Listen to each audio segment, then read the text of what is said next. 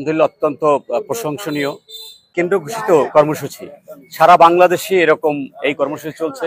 বৃক্ষরোপণ অভিযান এবং বিভিন্ন জলাশয়ে মাছ অবমুক্ত করা এবং দুস্থদের মধ্যে খাদ্য বিতরণ, পরিষ্কার পরিচ্ছন্নতা, অসংখ্য প্রোগ্রাম বাংলাদেশ জাতীয়তাবাদী যুবদল কেন্দ্রীয় সংসদ হাতে নিয়েছে।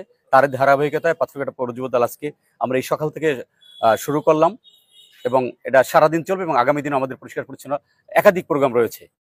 জাতীয়তাবাদী যুব দলের 27শে অক্টোবর গতকালকের প্রতিষ্ঠাবার্ষিকী গিয়েছে এবং সেই প্রতিষ্ঠাবার্ষিকী উপলক্ষে কেন্দ্রীয় যুবদল নানান কর্মসূচি হাতে নিয়েছে। তারই অংশ হিসাবে আজকের 28 তারিখে আমাদের 5-6টা কর্মসূচি আছে। তার ভিতরে এই যে মৎস্য অবমুক্ত এবং বৃক্ষরোপণ, আমরা পাথরঘাটা পৌর যুবদলের পক্ষ থেকে আজকের মৎস্য অবমুক্ত এবং বৃক্ষরোপণ এই কার্যক্রমটি আমরা পরিচালনা করছি এবং আর যে কর্মসূচি ঘোষণাকৃত রয়েছে আমরা পর্যায়ক্রমে ধারাবাহিকভাবে সেগুলো বাস্তবায়ন করব। আসলে আমাদের প্রোগ্রামের মধ্যে মাছ অবমুক্ত করলাম এবং বৃক্ষরোপণের অভিযান চলছে এবং পরিষ্কার পরিচ্ছন্ন অভিযান আগামী দিনকের হবে। তাই আসলে দুস্থদের মাঝে খাবার বিতরণ অনুষ্ঠান আছে।